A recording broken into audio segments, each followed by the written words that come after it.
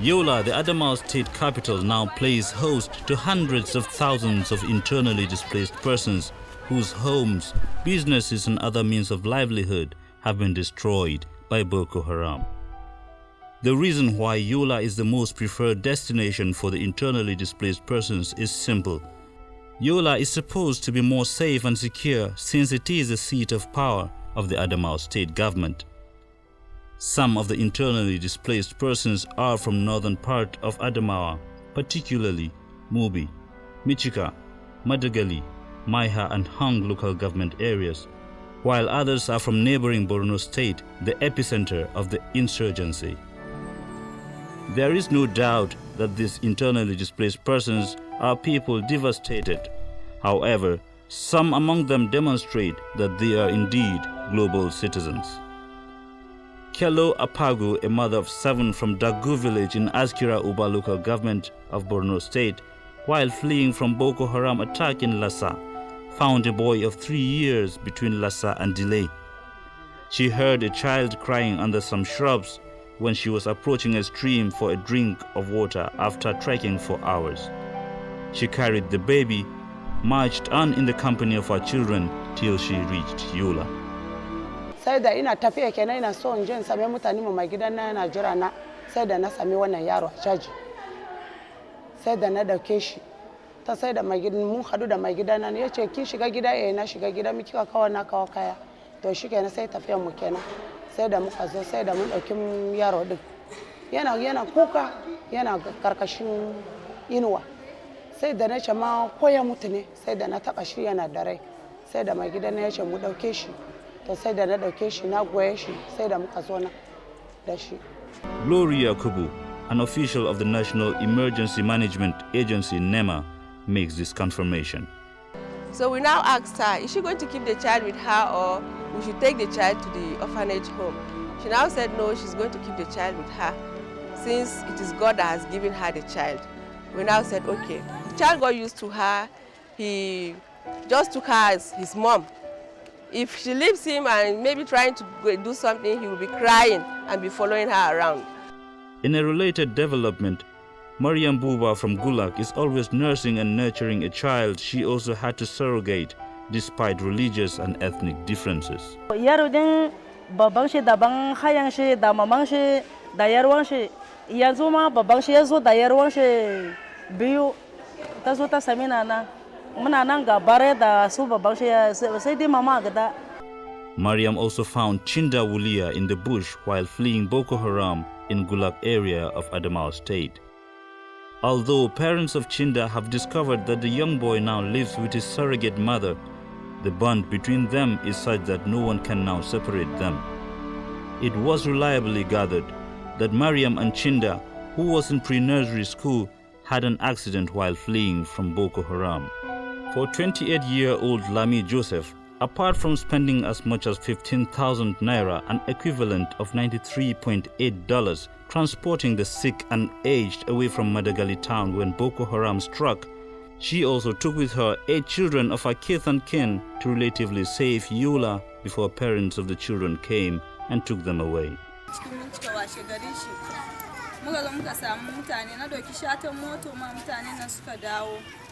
Zuwa Yola. Na zo na da samare kuma har yanzu sun ce ba inda za su je. Sai na sake na doki musu shatan moto su ma suka dawo zuwa cikin Yola. While in Gombe, on her way to Yola, an Igbo man from southeast Nigeria could not believe that one person could carry as much as 8 children. Moved by this gesture, he bought the children some clothing as well as food. Da muka zo min cika wani yamuri. Ya zo ya dibe yaran nan ya ba su kaya sun canja, ya siya musu abinci sun ci. Haka sai muka gode mishi amma dai ba mu tambaye shi sunan shi ba. Muhammad Baza, a Muslim with 11 children and 3 wives, now plays host to 21 internally displaced persons, among them 4 Muslims and 17 Christians. To ni a fahimta na ni na gani wato duk mutum da yake faɗi irin wannan abun yana da wata manufa ne a zuciyarsa daban. Ba wai yana faɗa cewa gaskiya ba ne. Domin kai a matsayinka cewa kai Christian ne, in har tsakaninka da Allah kai imani da Allah ko kai musulmi ba addinin da ta ce ko ka je ka musguna wa wani ko kuma ka kashe mutum. He believes that any religion worth its name does not segregate, kill, or teach violence. The coordinator of Justice, Peace and Development Commission of the Catholic Diocese of Yola, Reverend Father Maurice Koiranga, also points out that religion should not be a reason for discrimination, particularly when it comes to life-threatening issues. The reason why the Catholic Diocese of Yola, under the Office of the Justice and Peace Commission, we are called upon to attend to the challenge of addressing the needs of the displaced people.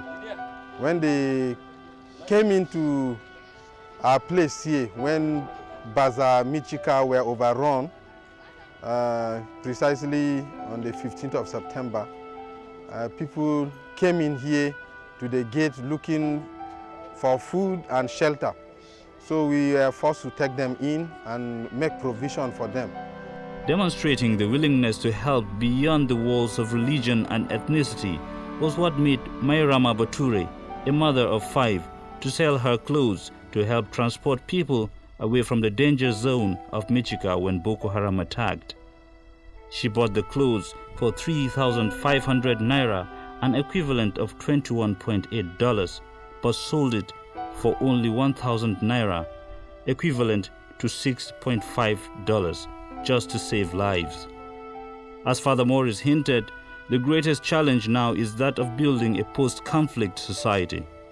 Already, Reverend Sister Catherine Hannan, the initiator and director Adult Literacy Program in Wurojabe, a suburb of Yola, is bringing both Muslims and Christians together, not just to make them literate and numerate, but to make them learn how to live in peace and harmony. In my experience, if people organise themselves, not alone will they be shot down, but the service bodies will come offering their services to know what they can do.